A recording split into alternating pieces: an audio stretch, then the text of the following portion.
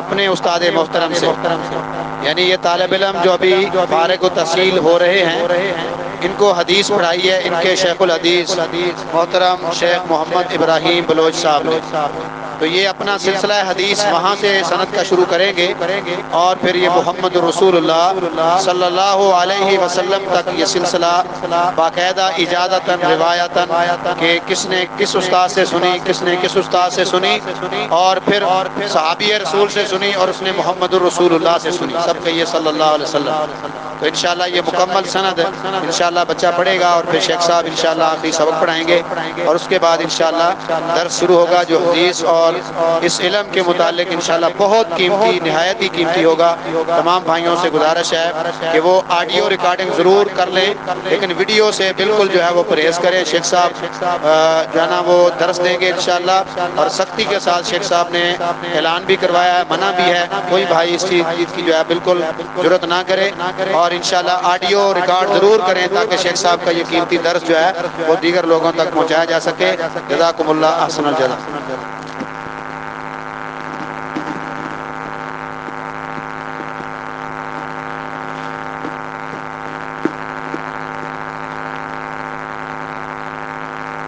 السلام علیکم ورحمۃ اللہ وبرکاتہ۔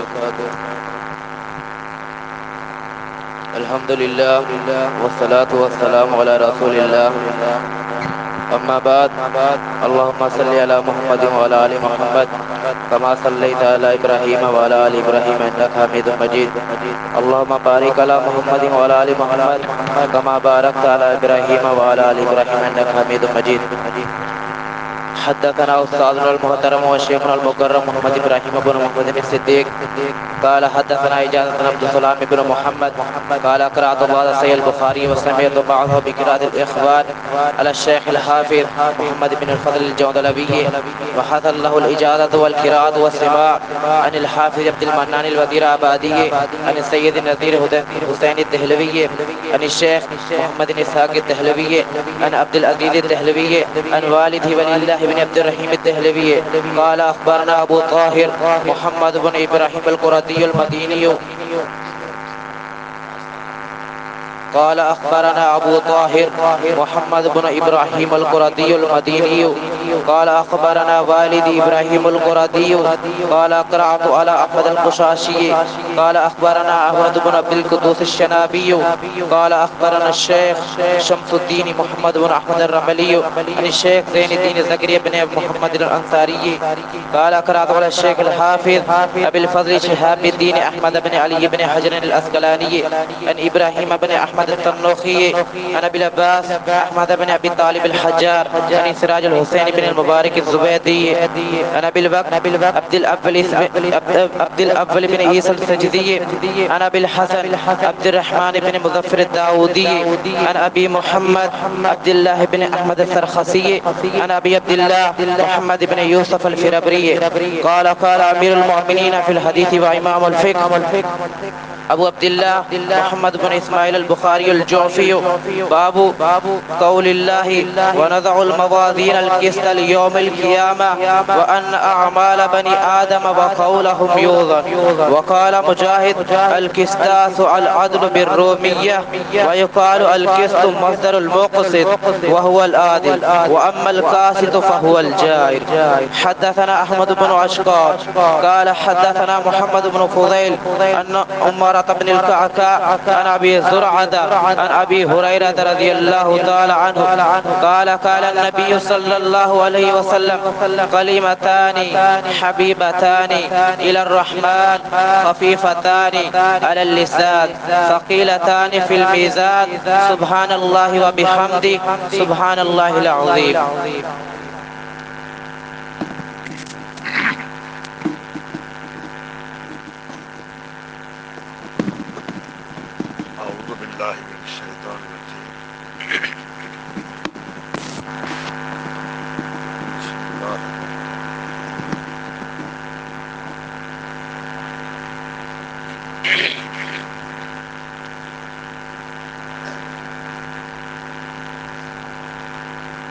آپ نے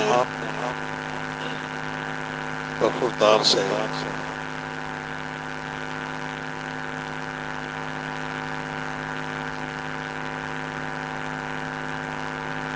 امام بخاری رحمہ اللہ کی لکھی ہوئی کتاب کی آخری حدیث تلاوت کرنے سے پہلے کچھ علماء محدثین کے نام سنے۔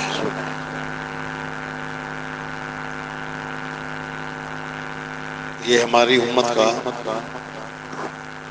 اعزاز اللہ تعالیٰ نے ہمیں عطا فرمایا ہے، جو پہلی امتوں میں کسی کو نصیب نہیں ہوا۔ تمام انبیاء علیہ السلام دنیا میں تشریف لائے، اور ہر نبی جو بھی کتاب لے کر آئے، ان کی کتاب وہ خود آپ اس کی تشریح بیان فرمایا کرتے تھے۔ مسائل کی وضاحت ہر دور میں ہر نبی اپنے اوپر اترنے والی کتاب کی توضیح وضاحت بیان فرمایا کرتے تھے۔ انبیاء کے فوت ہو جانے کے بعد کچھ عرصہ تک کتاب کی وہ تشریحات جو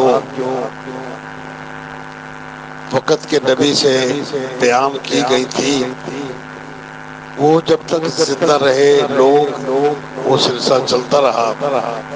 آہستہ آہستہ وہ سلسلہ مدھم پڑھتے پڑھتے اخیر یہ ہوتا کہ نبی علیہ السلام ان کا دور ختم ہو جاتا، ساتھ ہی ان کی بیان کردہ تشریحات وہ بھی ختم ہو جاتی، اور کتاب کے اندر ہر بندہ فقہا کی طرح اپنے اپنے علم کے مطابق اس کی تشریحات بیان کر دیتا، حتیٰ کہ اللہ تعالیٰ کے احکامات ختم ہو جاتے اور لوگوں کی بنائی ہوئی باتیں وہ دنیا میں کچھ عرصہ تک قائم رہتی، پھر دوسرا نبی تشریف لے آتا اور وہ پچھلا سلسلہ ختم ہو جاتا ہے۔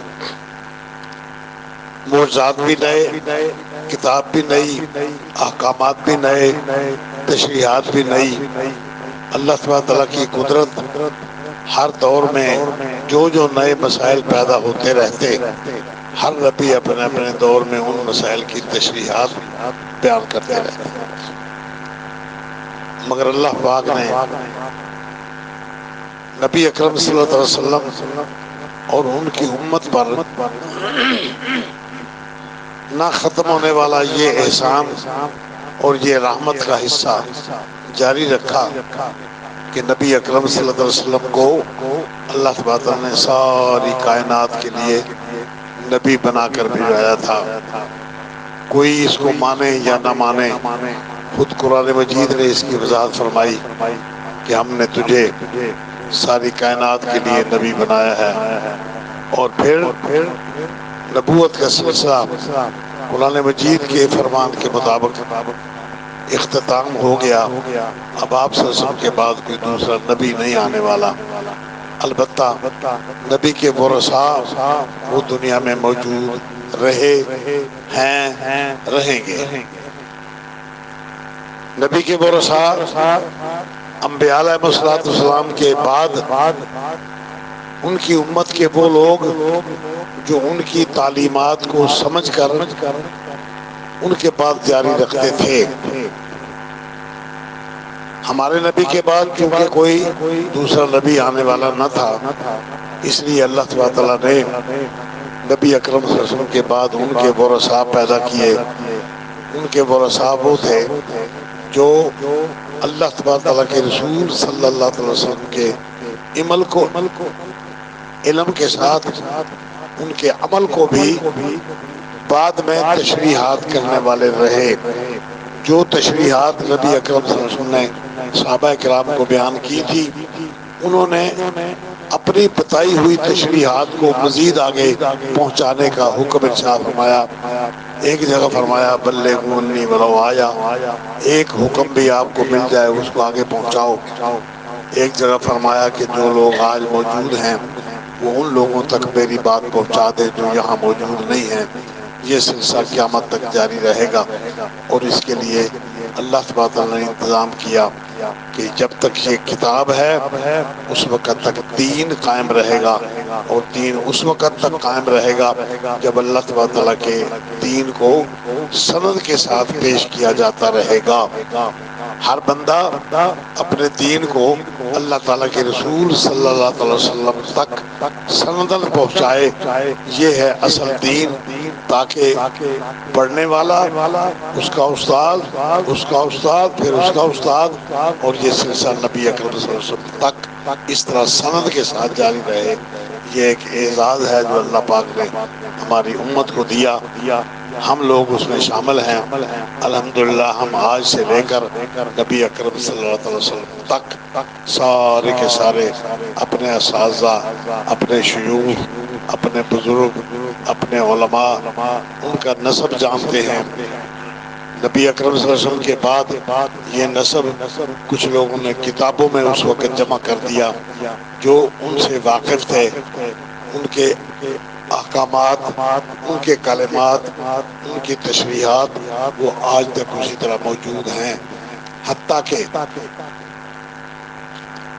امام شافعی رحمہ اللہ نے یہ بات بھی ذکر فرمائی کہ اگر کوئی بندہ اس بات پر قسم اٹھا لے اور یہ کہہ دے کہ یہ الفاظ جو اللہ تبارک تعالیٰ کے رسول صلی اللہ علیہ وسلم سے سندن منقول ہیں، یا وہ مفہوم جو اللہ تعالیٰ کے رسول صلی اللہ علیہ وسلم سے سندن منقول ہے، وہ الفاظ اور وہ مفہوم اگر اللہ تبارک تعالیٰ کے رسول صلی اللہ علیہ وسلم کی طرف سے منقول نہ ہو تو میری بیوی کو طلاق، تو وہ بندہ اپنی قسم میں حانث نہیں ہوگا، وہ قسم توڑنے والا نہیں ہوگا۔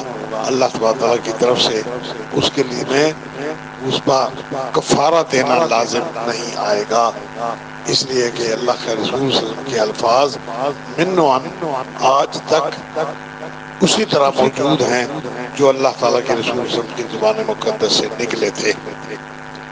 سمجھنے والوں نے اس بات کو سمجھا اور سمجھ کر ان الفاظ کو یاد کیا، یاد کرنے کے بعد ان کو لوگوں تک پہنچایا۔ محدثین نے ان الفاظ کو لے کر اپنی کتابوں میں اس طریقے پر نقل کر دیا کہ وہ کبھی مٹ نہیں سکتے، کبھی ان کو ختم نہیں کیا جا سکتا۔ اللہ تبارک تعالیٰ کا دین جب تک موجود ہے، آسمان و زمین موجود ہیں، قیامت نہیں آ جاتی۔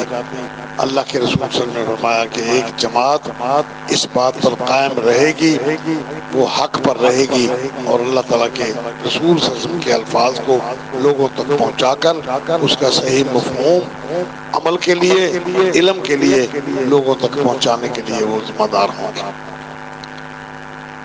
یہاں ابتدائی طور پر چند علماء، چند شیوخ، چند بزرگوں کا نام لے کر امام بخاری رحمہ اللہ تک سند کو پہنچایا گیا۔ اس کے بعد امام بخاری رحمہ اللہ نے جو اللہ کے رسول صلی اللہ علیہ وسلم کے اعمال، آپ کے کردار، آپ کے الفاظ احادیث کی صورت میں بیان فرمائی ہیں، وہ اس کتاب کے اندر امام بخاری رحمہ اللہ نے من و عن ان کو محفوظ کر دیا، اور اللہ تبارک تعالیٰ کی رحمت کے ساتھ وفر حصہ اللہ پاک نے ان کو ادا کیا، دنیا میں بھی آخرت میں بھی۔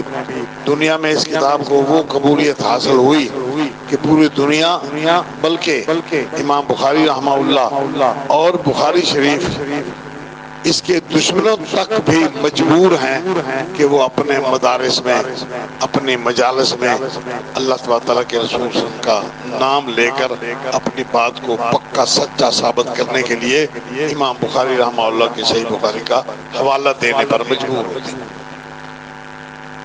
بلکہ بعض لوگ تو صرف اپنے مدارس میں، اپنی مجالس میں بخاری شریف صرف اسی لیے تلاوت کرتے ہیں، اس لیے آخری حدیث پر درس دلواتے ہیں، اس لیے لوگوں کو اپنے جلسوں میں دعوت دیتے ہیں کہ ان کے مدارس قائم رہیں اور ان کا یہ سلسلہ جاری رہے، چندہ بھی جاری رہے، اور لوگوں کے حالات کے مطابق ان ان سے داد بھی وصول کرتے رہے. ان کا مشن ہی یہ ہوتا ہے. اللہ تبارک و تعالیٰ ہر بندے کو اپنے دین کی صحیح سمجھ عطا فرمائے. چنانچہ سب سے پہلی بات جو امام بخاری رحمہ اللہ نے اس باب کے اندر ذکر کی، اس عنوان کے تحت ذکر کی، اس کا تھوڑا سا پس منظر ہے. یہ کتاب التوحید اور رد علی الجہمیہ، یہ عنوان قائم کر کے امام بخاری رحمہ اللہ نے اس بات کی کا ثبوت دیا ہے کہ اس وقت جو مختلف فرقے پیدا ہو چکے تھے اور لوگوں میں مختلف نظریات اپنی آزاد مشن کی بنیاد پر مختلف نظریات دنیا میں قائم ہو چکے تھے اور جماعتیں مختلف بن چکی تھی.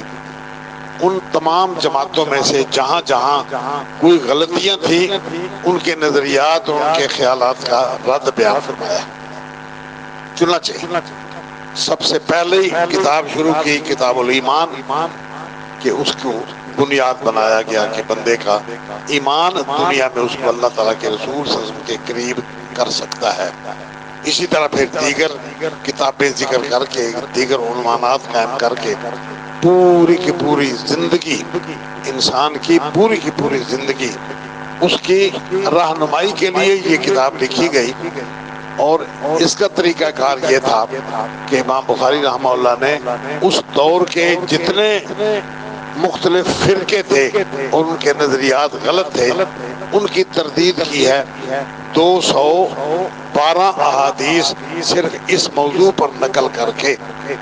اس کے اندر قرآن مجید کی آیات، علماء سلف کے اقوال اور وہ نظریہ جو علماء سلف کے اقوال میں سے اللہ تعالیٰ کے رسول صلی اللہ علیہ وسلم کے منشا کے عین مطابق تھا اس کو یہاں نقل کیا گیا ہے. ان 212 احادیث کے اندر صرف اور صرف اللہ تبارک تعالیٰ کی صفات کے مختلف انداز، مختلف طریقوں سے، مختلف سندوں سے امام بخاری رحمہ اللہ نے نقل فرمائی ہیں.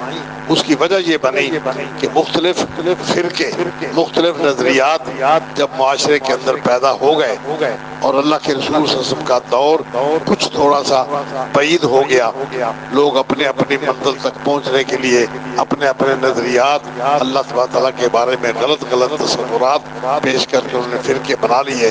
تو امام بخاری رحمہ اللہ نے ایک ایک فرقے کا رد کیا اور خصوصی طور پر وہ بات جس کے بغیر اللہ تبارک و تعالیٰ کے ہاں بخشش نہیں ہو سکتی، وہ نظریہ توحید کا نظریہ، اللہ تبارک تعالیٰ کا صحیح تصور، اللہ تبارک تعالیٰ کا صحیح نظریہ اور صحیح تصور اللہ کی ذات کے بارے میں، اس کی صفات کے بارے میں، یہ ساری کی ساری کتاب 212 احادیث اور مختلف قرآن مجید کی آیات اور علماء کے مختلف اقوال، ان سب کے اندر یہی چیز بیان کی گئی ہے.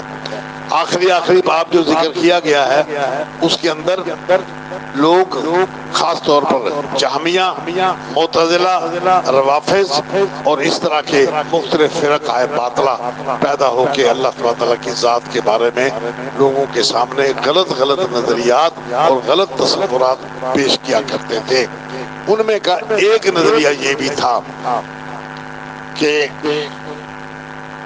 اللہ تعالیٰ قیامت والے دن میزان لوگوں کے اعمال تولنے کے لیے نہیں رکھے گا. دلیل کیا ہے؟ میزان نہ رکھنے کی دلیل کیا ہے؟ وہ دلیل یہ ہے کہ لوگوں کے اعمال، لوگوں کے اقوال، یہ علمی طور پر اس کو منطق کی اصطلاح میں عرض کہتے ہیں، عین را اور ذات. عرض وہ ہوتا ہے جو کسی دوسری چیز پر ساتھ ملا کے اس کو قائم رکھا جا سکے، اپنے طور پر اس چیز کا کوئی وجود نہیں ہوتا.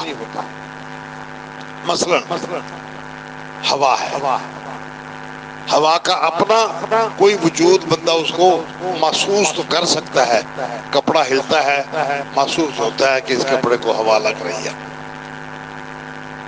درختوں کے پتے حرکت کرتے ہیں، محسوس ہوتا ہے کہ ہوا چل رہی ہے، بندے کو محسوس ہوتا ہے کہ ہوا لگ رہی ہے، لیکن اس کو کوئی بندہ ہوا کو پکڑ کر اس کو محفوظ رکھنا چاہے یا وہ اپنے ہاتھ میں دے کر کسی کو دکھانا چاہے، اس کا کوئی وجود نہیں۔ اسی طرح دھوپ، کوئی بندہ دھوپ کو پکڑ کے اس کو کنٹرول کر کے ڈبے میں بند کر کے شیشے میں بند کر کے اس کو چھاؤں میں رکھ کر دیکھے، اس کا کوئی وجود نہیں ہے۔ اسی طرح بندے کا ایک عمل، زبان کا عمل، وہ اس نے زبان بول دی، بس لوگوں تک پہنچ گئی، اس زبان سے نکلے ہوئے الفاظ کا اپنا ذاتی طور پر خارج میں کوئی وجود نہیں۔ بندے کے اعمال، نماز پڑھی اس نے، نماز پڑھی، دیکھنے والا دیکھ رہا ہے کہ ایک بندہ رکوع میں چلا گیا ہے، سجدے میں چلا گیا ہے، لیکن اس سجدے کو، اس رکوع کو، تشہد کو، انگلی ہلانے کو، سلام پھیرنے کو محفوظ نہیں کیا جا سکتا تھا کہ اس کو دیکھا جا سکے، سوائے اس بات کے کہ اس کو اپنی آنکھوں سے وقت کے ساتھ ساتھ وہ دیکھ رہا ہے کہ نماز میں پڑھتا ہوا بندہ رکوع میں کھڑا ہے، سجدے میں گیا ہے، ورنہ اس کا کوئی الگ سے خارج میں کوئی وجود نہیں۔ وہ بات آئی، ہوا میں ختم ہو گئی۔ اب قیامت والے دن اللہ تبارک تعالیٰ ان اعمال کو، اس کے سجدے کو، اس کے رکوع کو، اس کے تشہد کو، اس کے بیٹھنے کو، اٹھنے کو، وہ کس طرح تولے گا جس چیز کا وجود ہی نہیں ہے؟ لہذا اللہ تبارک تعالیٰ کا یہ تولنے والی بات جو ہے نا، کسی چیز کو ترازو رکھ کے تولے گا، یہ غلط ہے۔ اللہ تبارک تعالیٰ اس کو نہیں تول سکتا۔ کیوں؟ اس لیے کہ اس کا کوئی وجود ہی نہیں ہے، تو تولے گا کیا؟ یہ نظریہ اس کے ساتھ ساتھ ہی آگے چلتی تھی بات کہ اللہ تبارک تعالیٰ، اس کا ذاتی طور پر کوئی مقام نہیں، اس کا ذاتی طور پر اس کا وجود نہیں، وہ محسوس نہیں ہوتا، اس کو محسوس نہیں کیا جا سکتا، اس کو پکڑا نہیں جا سکتا۔ یہ نظریات لوگوں کے عام ان کے اندر رواج پا چکے تھے۔ امام بخاری رحمہ اللہ اس ذہن کو، اس سوچ کو غلط کہتے تھے، اور غلط اس معنی میں کہتے تھے کہ قرآن مجید میں ترازو کا لفظ موجود ہے، اس کا تولنا موجود ہے، اور بندے کے اعراض جو بندے کے عمل ہیں ان کا خارج میں اگرچہ فضا میں موجود اس کا وجود نہیں، لیکن عند اللہ اس کا وجود ہے۔ اللہ تبارک تعالیٰ نے لکھنے والے فرشتے اس کو مہیا کیے ہیں، 2 فرشتے صبح کو 2 شام کو آتے اور جاتے ہیں، عصر کی نماز پڑھنے کے بعد وہ فارغ ہو کے چلے جاتے ہیں، فجر کی نماز پڑھنے کے بعد وہ چلے جاتے ہیں اور دوسرے فرشتے آ جاتے ہیں۔ ہر لمحے اس کی ایک ایک حرکت نوٹ کی جاتی ہے، نوٹ کی جا رہی ہے، اور یہ اس دور کی بات ہے جس دور میں علماء کرام یا معاشرہ اس حد تک بلند نہیں ہوا تھا جس دور میں اب ہم آ گئے ہیں۔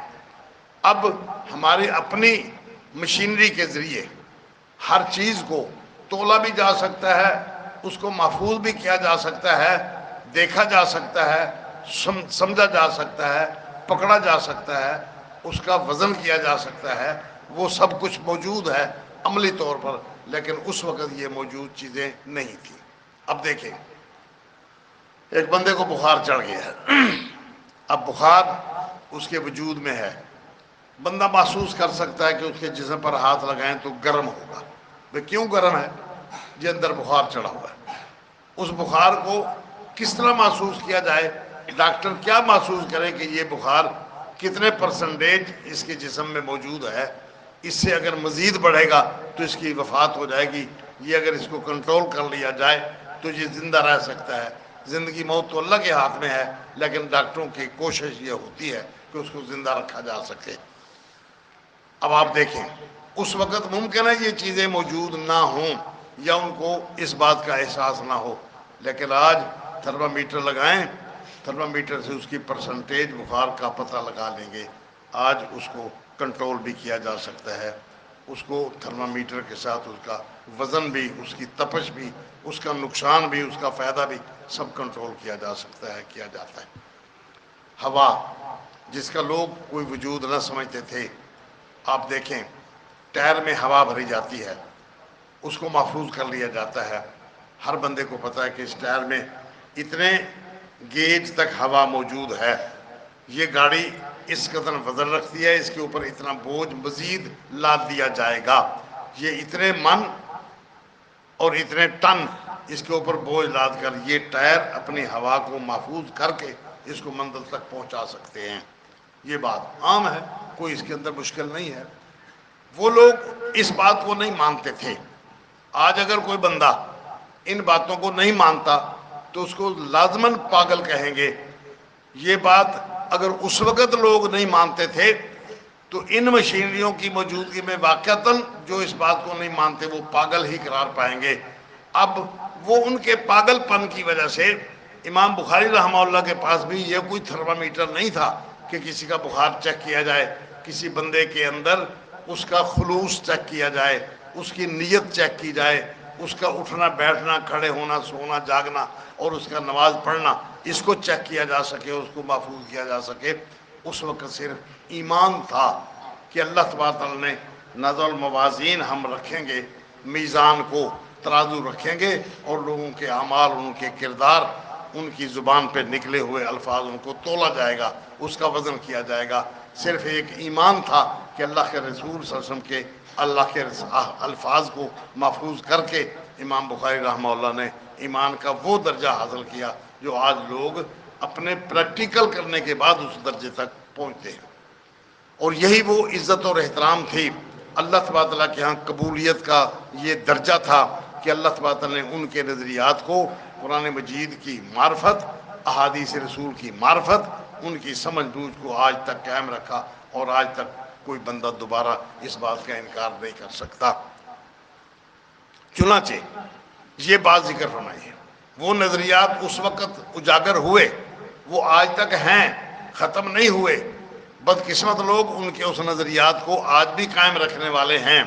بڑے بڑے قرآن مجید کے مفسر، تفاسیر لکھنے والے، بڑے بڑے علماء، بڑے بڑے کتابتیں کرنے والے، لکھنے والے، کتابیں تصنیف کرنے والے، وہ آج بھی اپنی کتابوں میں یہ لکھ چکے کہ اللہ تبارک تعالیٰ کا جسم نہیں،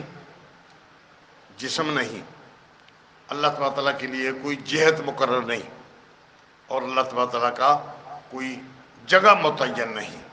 حالانکہ یہ سب باتیں اللہ تبارک تعالیٰ نے اپنے بارے میں خود اپنی زبان سے اللہ پاک نے یہ روایت ذکر کر دی۔ ایک جگہ فرمایا وَيُخَوِّفُ اللَّهُ نَفْسَهُ، اللہ تبارک تعالیٰ تمہیں اپنی ذات سے ڈراتا ہے۔ اب اللہ تبارک تعالیٰ کی ذات ثابت ہے اور اس کا وجود دنیا میں آسمانوں پر موجود ہے۔ جن لوگوں نے اس کے ساتھ ساتھ یہ نظریہ بھی رکھ لیا کہ اللہ تبارک تعالیٰ کا جسم نہیں، اللہ تبارک تعالیٰ نے اپنی کتاب مجید کے اندر یہ لفظ بھی نقل کروا دیا۔ نبی اکرم صلی اللہ علیہ وسلم سے صحابہ کرام نے یہ الفاظ نقل فرمائے، صحابہ کرام نے خود یہ نظریہ لوگوں کے سامنے پیش کیا اور اللہ تبارک تعالیٰ کے رسول صلی اللہ علیہ وسلم کی موجودگی میں پیش کیا۔ حضرت خبیب رضی اللہ تعالیٰ عنہ وہ فرماتے ہیں کہ ذالک فی ذات الالہ، اللہ تعالیٰ کی ذات کا ثبوت امام بخاری رحمہ اللہ نے حدیث کے اندر یہ الفاظ نقل کر کے اللہ تعالیٰ کے رسول صلی اللہ علیہ وسلم پر مہر ثبت کروا دی۔ وَيُخَوِّفُ اللَّهُ نَفْسَهُ، اللہ تبارک تعالیٰ اپنے نفس سے، اپنی ذات سے تمہیں ڈراتا ہے۔ وَذَالِكَ فِي ذَاتِ الْإِلَٰهِ وَإِن يَشَاء، آگے امام بخاری رحمہ اللہ پوری حدیث نقل فرمائی، ان کو بھی ذکر کیا۔ جہد کے بارے میں اللہ تبارک تعالیٰ نے قرآن مجید میں فرمایا کہ ثم استوى علی العرش، ایک جگہ فرمایا الرحمن علی العرش استوى، عرش کی تشریح حدیث میں آئی، محدثین نے ذکر کی، صحابہ کرام نے ذکر کی، یہ ساری باتیں اللہ تبارک تعالیٰ کے رسول صلی اللہ علیہ وسلم سے ثابت ہو چکی۔ یہاں پر انہی لوگوں کو یا اسی طرح کے نظریات والے لوگوں کو جو اس وقت بانی بمانی تھے، وہ سب سے پہلے جہمیہ، جہم بن صفوان کی اولاد، معتزلہ، روافض اور دیگر اسی طرح کے وہ فرق ہے باطلہ جو اس بات کو نہیں مانتے تھے۔ امام بخاری رحمہ اللہ نے یہ نقطہ پیش کر کے یہ آیت پیش کی، وَنَضَعُ الْمَوَازِينَ الْقِسْطَ لِيَوْمِ الْقِيَامَةِ، ہم قیامت کے دن انصاف و عدل کا ترازو قائم کریں گے، رکھیں گے ترازو۔ اس کے بعد پھر اس کے نامہ اعمال کو تولا جائے گا، اعمال بنی آدم و قولہم، لوگوں کے اعمال اور ان کے اقوال، ان کو تولا جائے گا۔ اللہ تبارک تعالیٰ نے اس وزن کی مقدار متعین کی، اس کا وزن، اس کا حجم مقرر کیا۔ جس طرح آج بعض اوقات پتہ چل جاتا ہے کہ یہ بندہ جو بات کر رہا ہے اس کے پیچھے نیت میں کیا ہے، ہم عام طور پر سمجھ جاتے ہیں کہ یہ بندہ، اس کا بیک گراؤنڈ کیا ہے، اس بیک گراؤنڈ کے بعد اب جو یہ بات کر رہا ہے اس موقع پر اس کی بات کرنے کا پیچھے نیت کیا ہے، احساس کیا ہے۔ اللہ تبارک تعالیٰ کی مشینری بڑی حساس اور بہت ہی وزندار ہے، اس وقت بھی اور آج بھی، آئندہ بھی قیامت تک یہ سلسلہ جاری رہے گا۔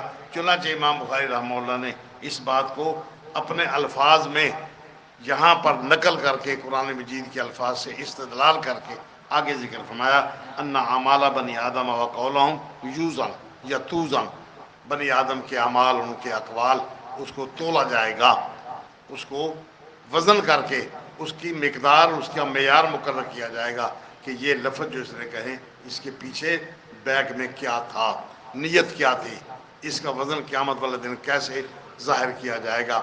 نبی اکرم صلی اللہ علیہ وسلم نے اپنی ازواج محترمات کے ایک زوجہ محترمہ کے الفاظ قرآن مجید نے احادیث رسول میں امام بخاری رحمہ اللہ نے نقل فرمائے۔ نبی اکرم صلی اللہ علیہ وسلم نے اس زوجہ محترمہ سے اپنی ایک دوسری زوجہ محترمہ کے بارے میں سخت الفاظ سنے۔ پیچھے حادثات ہوئے کچھ، ان حادثات کے بعد نبی اکرم صلی اللہ علیہ وسلم نے اپنی زوجہ محترمہ بی بی صفیہ رضی اللہ تعالی عنہا کے بارے میں سفارش کی بی بی زینب رضی اللہ تعالیٰ عنہ سے کہ آپ کے پاس 2 سواریاں ہیں اور صفیہ کے پاس ایک سواری ہے، سفر لمبا ہے، سواری تھک گئی ہے، آپ اپنی سواریوں میں سے ایک سواری اس کو دے دیں۔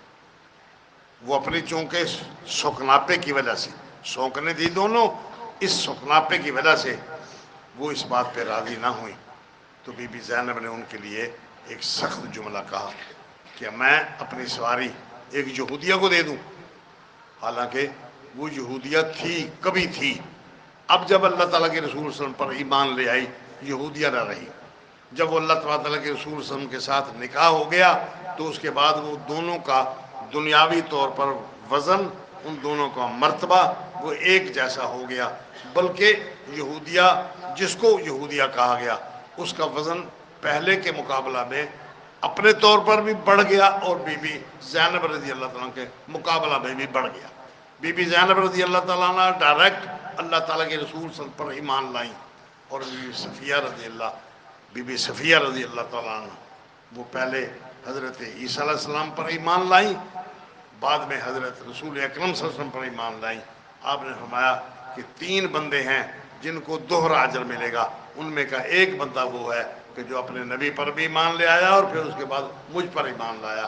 ان کا درجہ اس اعتبار سے بلند اور زیادہ ہے۔ مگر نبی اکرم صلی اللہ علیہ وسلم نے بی بی زینب رضی اللہ تعالیٰ عنہ کے بارے میں فرمایا کہ تو نے ایک ایسا کلمہ کیا ہے، کہا ہے کہ اگر سمندر میں اس کلمے کو ڈال دیا جائے تو سمندر کڑوا ہو جائے، اس کے اندر رہنے والی مخلوق ساری مر جائے۔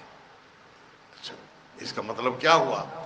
اس کا مطلب یہ ہے کہ اللہ تعالیٰ کے رسول صلی اللہ علیہ وسلم اس کلمے کی سنگینی کو سمجھتے تھے کہ اس کلمے کے اندر اتنا سخت شدید سنگینی ہے کہ سمندر میں اگر اس کو ڈال دیا جائے تو سمندر کڑوا ہو جائے۔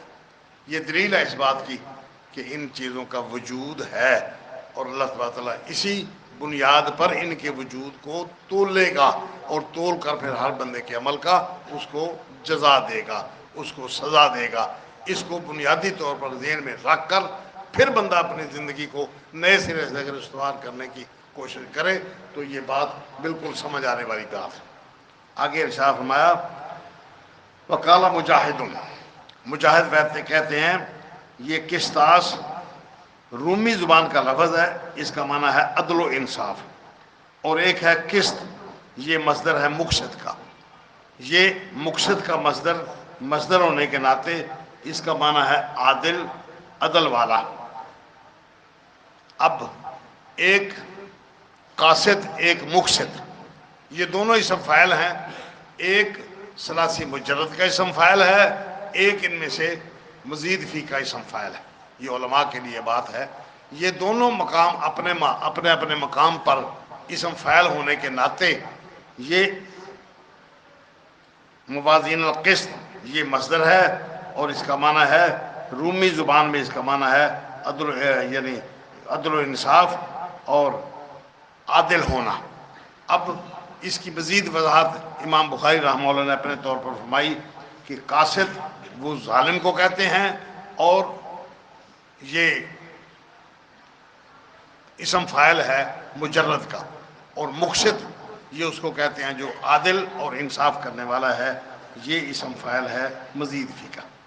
اس کے بعد مختصر سی بات کے بعد امام بخاری رحمہ اللہ نے سند پیش کی، احمد بن اشکار حدثنا محمد بن فضیل، عمارہ بن کاکا، ابی زرع، ابی ہریرہ، یہ 4-5 صحابہ یعنی روات ہیں حدیث کے، اپنے اپنے طور پر یہ سارے کے سارے قابل اعتماد لوگ ہیں، ابی ہریرہ رضی اللہ تعالیٰ عنہ تک۔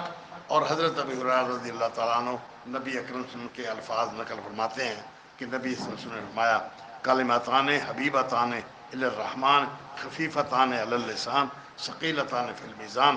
یہ علماء کرام اپنے اساتذہ سے اس بات کی مزید وضاحت اچھی طرح سمجھ چکے۔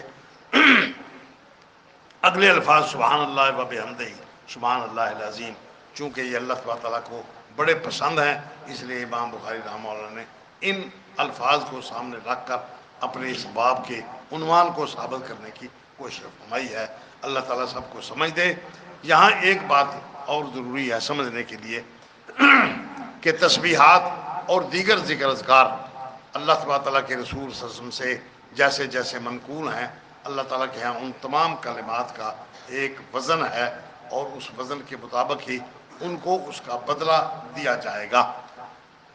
یہاں جو بات ذکر کرنے والی ہے امام بخاری رحمہ اللہ کی عظمت کے اعتبار سے، اس معنی میں کہ امام بخاری رحمہ اللہ نے اس دور میں جن علماء کو دیکھا یا سنا یا ان کی جماعتوں کو، ان کے نظریات کو دیکھا، جس کے بعد یہ کتاب لکھنے کی ضرورت پیش آئی، وہ یہ تھی کہ اللہ تعالیٰ کے رسول صلی اللہ علیہ وسلم کے وہ احکام، وہ کلمات جن سے ان موجودہ دور کے علماء کے باتوں کی تردید ہوتی ہے، اور اللہ تعالیٰ کے دین کو جن لوگوں نے اپنے باطل نظریات کے مطابق غلط رخ پر ڈال دیا ہے، ان کو سیدھا کیا جائے۔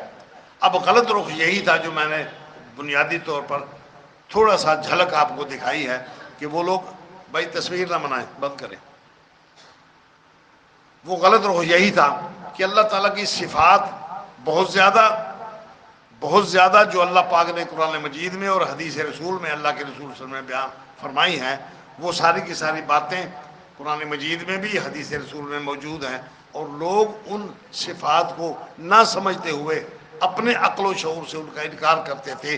اس کی تردید یہاں پر یہ تردید ذکر کی الفاظ کے ساتھ۔ امام بخاری رحمہ اللہ نے ان لوگوں کے نظریات کو اس طریقے پر غلط قرار دیا کہ اللہ تبارک و تعالیٰ کے رسول صلی اللہ علیہ وسلم کے الفاظ، قرآن مجید کے الفاظ، کہیں تو امام بخاری رحمہ اللہ نے ان الفاظ کو ذکر کر کے دوسرے لوگوں پر تردید کیا ان کی، اور کہیں ان الفاظ میں سے کسی ایک جملے کو ذکر کر کے ان کی تردید کی، کہیں پوری کی پوری حدیث نقل کر کے ان کی تردید کی۔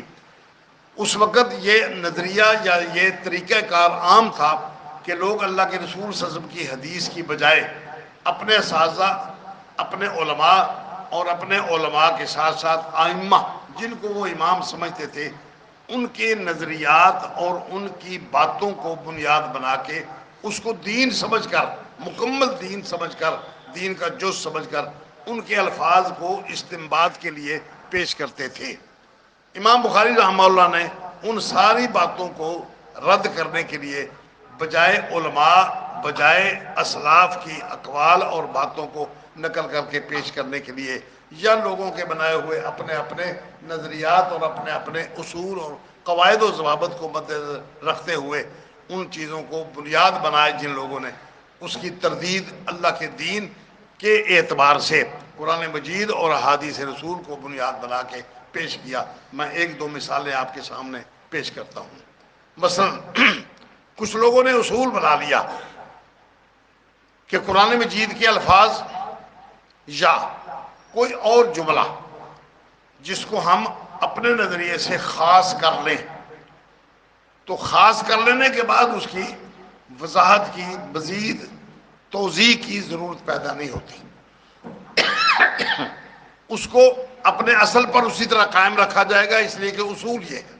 مثلا ایک جماعت نے اصول قائم کیا، وہ اصول یہ بنایا کہ الخاص لا يحتمل البیان. جو جملہ جو قول خاص ہے اس کے اندر اس کی وضاحت نہیں کی جا سکتی، بس وہ اپنے اصل پر اسی طرح قائم رہے. مثال دی کہ مثال یہ ہے، نماز میں ہم رکوع کرتے ہیں، سجدہ کرتے ہیں. سجدہ اور رکوع یہ خاص ہے. سجدہ صرف سجدے کے لیے خاص ہے، رکوع صرف رکعت کے لیے رکوع کے لیے خاص ہے. رکوع کسے کہتے ہیں؟ رکوع کا لفظ زبان کے اندر لغت کے اندر الانحناء، صرف جھک جانا، کبڑا ہو جانا، بس یہ رکوع ہے. یہ ایسی بات ہے کہ جس کے اندر مزید کسی وضاحت کی ضرورت نہیں پیدا ہوتی.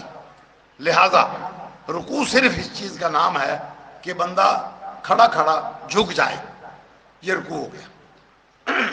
اس میں پڑھنا کیا ہے، اس میں دیر کتنی لگانی ہے، کس طرح اس کو ادا کرنا ہے، اس کی کوئی وضاحت نہیں. اس لیے کہ لغت کے اندر الانحناء، جھک جانا، یہ رکوع کا معنی ہے. اب مزید کوئی بندہ اس کی تشریح کرنا چاہے اپنی طور پر، وہ وضاحت نہیں کر سکتا، نہ ضرورت ہے اس کو. اس لیے جو بندہ کھڑے کھڑے تھوڑا جھک گیا اس نے رکوع کر لیا. جس بندے نے ماتھا اپنی زمین پر رکھ لیا اس نے سجدہ کر لیا. اب مزید اس کے اندر کسی طرح کے بیان کی ضرورت نہیں. اور ظالم اتنے کہ اللہ تبارک و تعالی نے قرآن مجید میں ذکر فرمایا وَنَزَّلْنَا عَلَيْكَ وَأَنزَلْنَا عَلَيْكَ الذِّكْرَ لِتُبَيِّنَهُ مَا نُزِّلَ عَلَيْهِ. اے رسول، ہم نے تجھ پر ذکر نازل کیا ہے.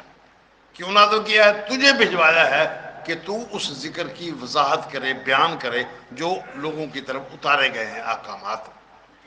اب ظلم یہ کیا، ظالم لوگوں نے یہ ظلم کیا کہ جو تشریح اللہ تبارک و تعالیٰ کے رسول صلی اللہ علیہ وسلم نے اس رکوع کی بیان فرمائی تھی، انہوں نے ان الفاظ کو لغت کی سان پہ چڑھا کے جو اللہ کے رسول صلی اللہ علیہ وسلم نے وضاحت کی تھی اس سے انکار کر دیا.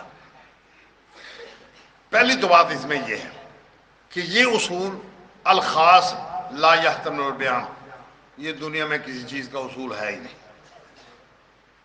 خود ساختہ. کسی لغت میں، کسی کتاب میں، کسی فقہ میں، کسی حدیث میں، کسی قرآن میں یہ بات ذکر ہے ہی نہیں.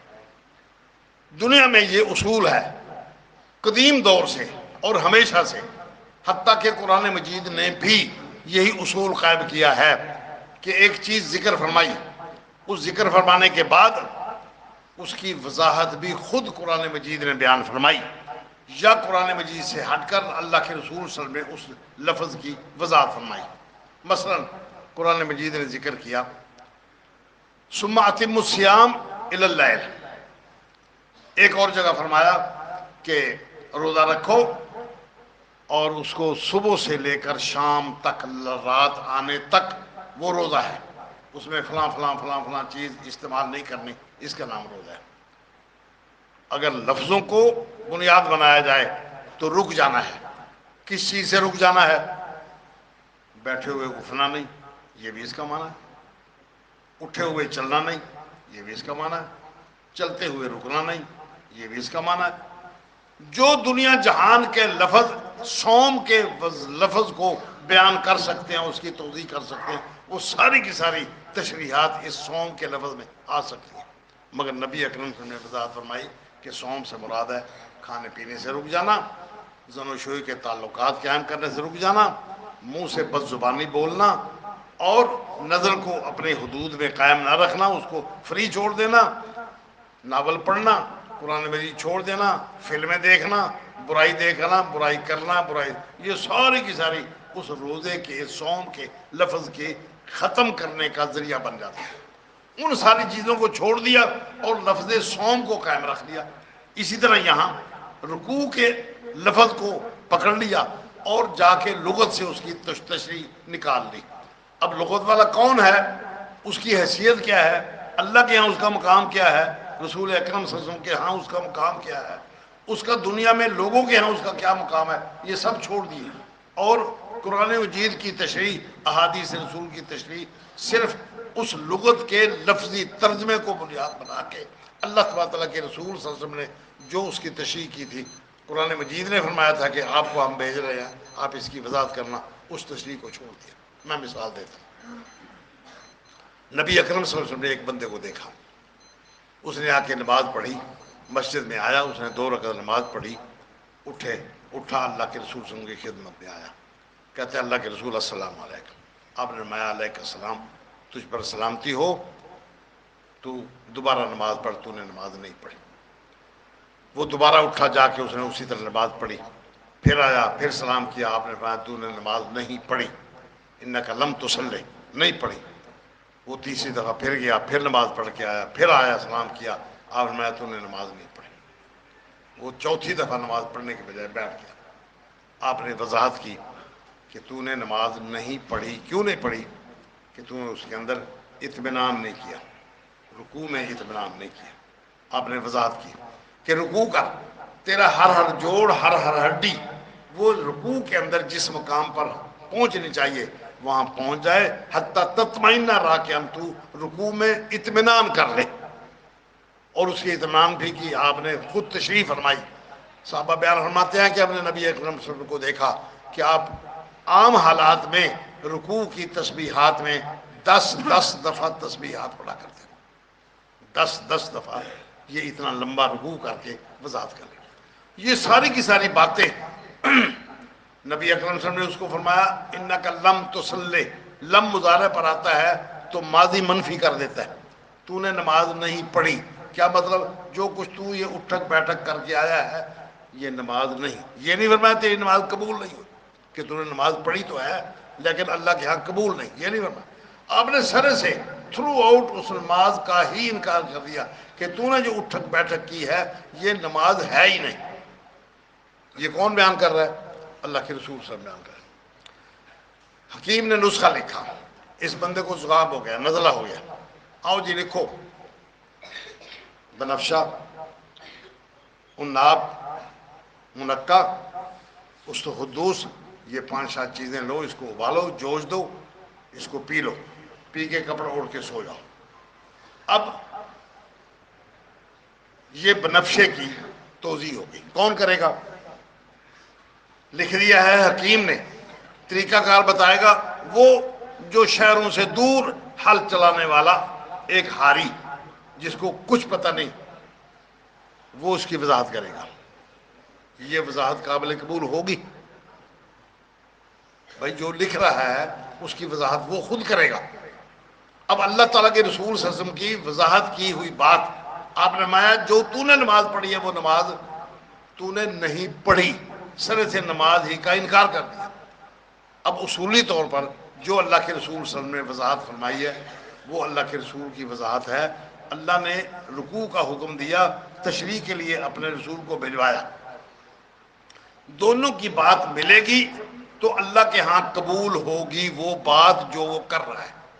اگر اس میں سر منہ انحراف کر دیا تو اللہ تبارک تعالیٰ نے جو رکوع کا حکم دیا ہے وہ رکوع کا حکم اللہ کے رسول نے قبول نہیں کیا، اس کی وضاحت کی، اللہ تبارک تعالیٰ نے بھی اس کا انکار کر دیا کہ ٹھیک تو نے جو کچھ کیا وہ عمل غلط۔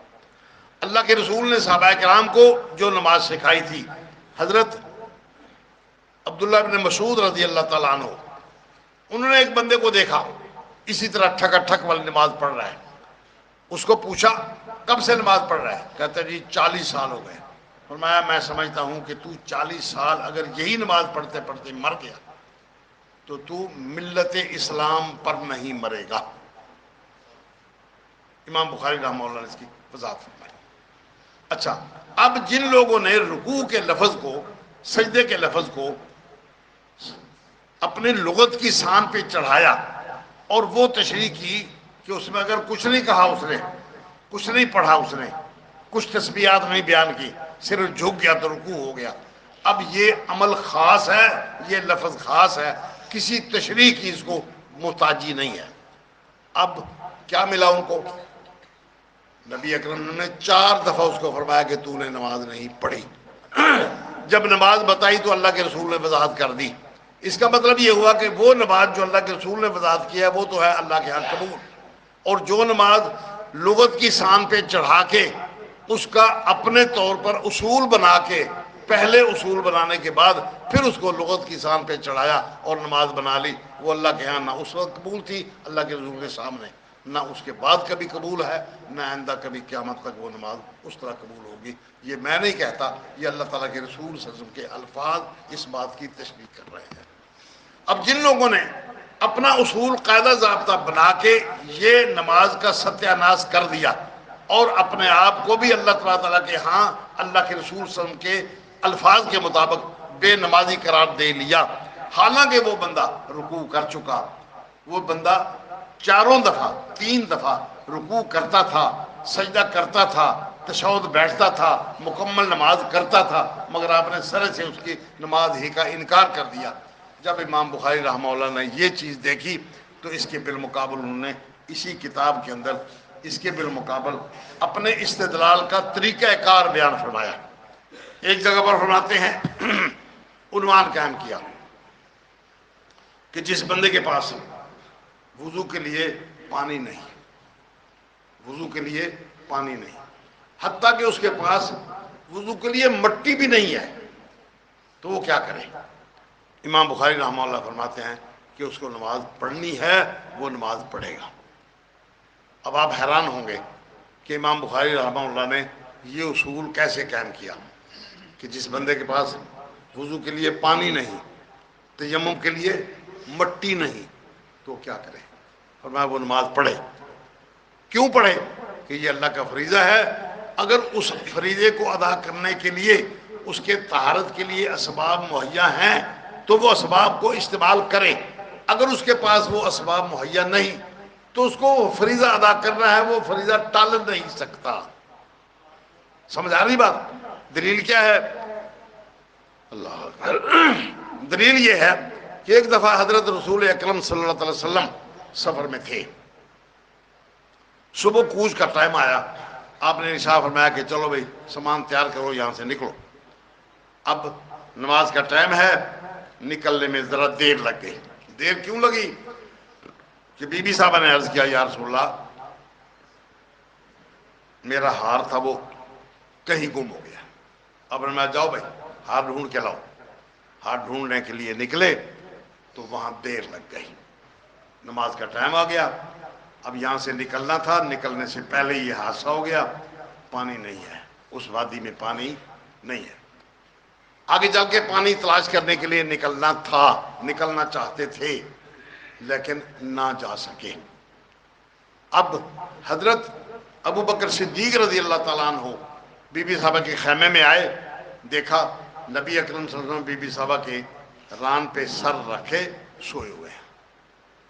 اب نبی اکرم صلی اللہ علیہ وسلم کو جگانا، پریشان کرنا، سوتے میں جگانا یہ جائز نہیں. ادباً احتراماً اللہ تعالیٰ کے رسول صلی اللہ علیہ وسلم پر اگر کوئی وحی نازل ہو رہی ہے تو وحی کا سلسلہ ٹوٹ جانے کا خطرہ ہے اور دین کے اندر خرابی پیدا ہونے کا خطرہ ہے. ابو بکر صدیق رضی اللہ تعالیٰ عنہ لوگوں کے سامنے باہر لوگوں نے شکایت کی کہ دیکھو جی یہ کیا ذریعہ ہے، کیا طریقہ ہے، لوگوں کے پاس پانی نہیں، یہاں پانی موجود نہیں. بی بی صاحبہ نے نبی صلی اللہ علیہ وسلم کو روک دیا، نماز کا وقت قریب یعنی ہو گیا، اب یہاں سے آگے چلتے ہیں تو نماز ضائع ہو جائے گی، یہاں رہتے ہیں تو بھی نماز ضائع ہو گئی. نبی اکرم صلی اللہ علیہ وسلم کے اس عمل سے، بی بی صاحبہ کے اس کہنے سے یہ بات خراب ہوتی ہوئی نظر آئی۔ حضرت ابوبکر صدیق رضی اللہ عنہ بڑی غصے سے بی بی صاحبہ کے خیمے میں تشریف لائے، دیکھا نبی اکرم سوئے ہوئے ہیں۔ اب حضرت ابوبکر صدیق رضی اللہ عنہ نے اپنے پاؤں سے ٹھڈا مارا بی بی صاحبہ کے پسلی میں اور گھونسا مارا۔ کہا تو کچھ نہیں، صرف یہی بات کہ تو نے لوگوں کو پانی کے لیے روک دیا ہے، نماز کے لیے روک دیا ہے، اب نماز ضائع ہوگی۔ بی بی صاحب فرماتی ہیں کہ مجھے بہت تکلیف ہوئی، میری جان نکلنے والی ہو گئی پسلی میں جب آپ کا ٹھڈا لگا، پاؤں لگا زور سے، اور ساتھ ہی انہوں نے مکہ مار دیا میرے پسلی میں، تو میرے بہت تکلیف ہوئی، لیکن میں بہت برداشت کر کے اپنے ران کو حرکت نہیں دی کہ نبی اکرم کا سر میری ران پر ہے، ایسا نہ ہو کہ آپ سر بیدار ہو جائے اور کوئی خواب کا سلسلہ، وہی کا سلسلہ جاری ہو۔ میں نے سب کچھ اپنی جان پہ برداشت کر لیا۔ جب نبی اکرم اٹھے تو تیمم کی آیت نازل ہو گئی کہ جب تم وضو کے لیے تیاری کرو اور پانی موجود نہ ہو، فَتَيَمَّمُوا صَعِيدًا طَيِّبًا، تو پاکیزہ مٹی سے تیمم کر لیا کرو۔ اچھا، اب لوگوں نے تیمم کیا اور نماز پڑھ لی۔ حضرت اسید بن حضیر رضی اللہ تعالیٰ عنہ وہ کھڑے ہوئے، کہنے لگے آل ابو بکر، یعنی ابو بکر اور اس کی آل اولاد، آل ابو بکر تم لوگوں کے لیے کتنے بابرکت ثابت ہوتے ہو، جب تمہیں کوئی تکلیف پہنچتی ہے اللہ تبارک و تعالیٰ امت کے لیے آسانیاں پیدا کر دیتا ہے۔ یہ بات ہوئی۔ اب امام بخاری رحمہ اللہ نے یہ حدیث نقل کی اس عنوان کے بعد جو عنوان ہے کہ جس بندے کے پاس پانی نہیں، جس بندے کے پاس وضو نہیں، جس بندے کے پاس تیمم کو کچھ نہیں، مٹی تک نہیں ہے، وہ نماز کیسے ادا کرے؟ اس کی دلیل کیا ہے؟ بخاری شریف نے الفاظ نقل کیے وَلَيْسُوا عَلَىٰ مَاءٍ، ان کے پاس پانی نہیں تھا، بی بی صاحبہ کے ہار کی وجہ سے رک گئے۔ فَصَلُّوا، کچھ لوگوں نے نماز پڑھ لی، کچھ لوگوں نے تیمم کی آیت اترنے کے بعد تیمم کیا اور پھر نماز پڑھی۔ امام بخاری رحمہ اللہ نے کسی استاد کا حوالہ نہیں دیا، کسی بزرگ کا حوالہ نہیں دیا، ان لوگوں کے عمل کا حوالہ دیا جو اللہ تبارک تعالیٰ کے رسول صلی اللہ علیہ وسلم کے سامنے جو عمل کر چکے تھے۔ فصلو، انہوں نے بغیر وضو کے، بغیر تیمم کے۔ اب یہ مٹی نہ ہونے کا تذکرہ امام بخاری نے خود کیا، اس لیے کہ ان لوگوں کے پاس وضو کے بجائے تیمم کا حکم نہیں تھا، گویا کہ ان کے پاس مٹی تھی ہی نہیں۔ جب مٹی کا ذکر نہیں ہے، مٹی موجود ہے، ذکر نہیں ہے، اس سے وہ کچھ اپنی مرضی سے کر نہیں سکتے، دین اپنی مرضی سے بنایا نہیں جا سکتا، لہٰذا انہوں نے اس سے استدلال کیا کہ جن لوگوں نے نماز پڑھی نبی اکرم صلی اللہ علیہ وسلم نے اس سے منع نہیں کیا کہ تم دوبارہ پڑھو۔ جنہوں نے بغیر تیمم کے، بغیر وضو کے نماز پڑھ لی، آپ صلی اللہ علیہ وسلم اس کی نماز کو دہرانے کا حکم نہیں دیا، گویا اللہ تعالیٰ کے رسول صلی اللہ علیہ وسلم کے ہاں ان کی نماز ٹھیک تھی۔ جب اللہ کے رسول کے ہاں نماز ٹھیک ہے تو اللہ کے ہاں بھی نماز ٹھیک ہے۔ اب جس بندے کے پاس کوئی بھی وسائل نہیں ہے، نہ پانی، وہ پانی پر یعنی قدرت نہیں رکھتا اس کو استعمال کرنے کا، مٹی موجود ہے، ڈھیلا موجود ہے، لیکن وہ پکڑ نہیں سکتا اٹھ کے بیماری کی وجہ سے، ہاتھ ہلا کے وہ مٹی تک پہنچ نہیں سکتا، یا اس کے پاس مٹی ہے ہی نہیں، وہ نماز تو پڑھے گا، کیسے پڑھے گا؟ وہ جیسے بھی پڑھے گا وقت پہ نماز ادا کرے گا۔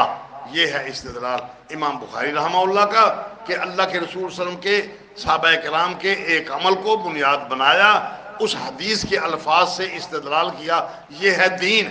اور جن لوگوں نے اللہ کے رسول صلی اللہ علیہ وسلم کی حدیث کو سنا، سننے کے بعد اپنا ایک اصول قائم کیا اور اس اصول کی بنیاد پر حدیث رسول کو، قرآن مجید کی آیت کو لغت کی شان پہ چڑھا دیا۔ اب لغت کس نے بنائی؟ کس نے وہ معنی کیا؟ اللہ کے رسول صلی اللہ علیہ وسلم کی تشریحات کس نے رد کی؟ یہ سب لوگ اپنے اپنے مقام کو جان لیں، سمجھ لیں۔ یہ دونوں کا استدلال تھا، دونوں کا استنباط تھا، دونوں کا طریقہ فقہ تھا۔ امام بخاری رحمہ اللہ کا یہ فقہ کا طریقہ ہے، بلکہ ٹائم ختم ہو گیا. میں یہ عرض کرنا چاہ رہا تھا، مزید یہ وضاحت کرنا چاہ رہا تھا کہ اللہ کے رسول صلی اللہ علیہ وسلم کے احکامات، ان سے استدلال امام بخاری رحمہ اللہ نے کس طرح کیا، یہ ایک بات میں بیان کر سکا ہوں. آپ ان دونوں سے امام بخاری رحمہ اللہ کا مرتبہ سمجھیں اور دین کی حقیقت کو سمجھیں کہ کچھ لوگ وہ دین کو دین سمجھتے ہوئے، دین کو دین پڑھاتے ہوئے سب کچھ چھوڑ چھاڑ کے، کتنی جرت کی بات ہے، کہتے ہیں کہ ہم نے اللہ کے رسول صلی اللہ علیہ وسلم کی اس حدیث کو رد کر دیا اس اصول کے مطابق. اللہ تعالیٰ سب کو سمجھ دے، اللہ تعالیٰ سب کو ہدایت دے، اللہ تعالیٰ سب کو اپنی رحمت سے، اپنے فضل و کرم سے، اپنے دین پر سمجھ کر قائم رہنے کی توفیق عنایت فرمائے. اقول قولی ھذا وآخر دعوانا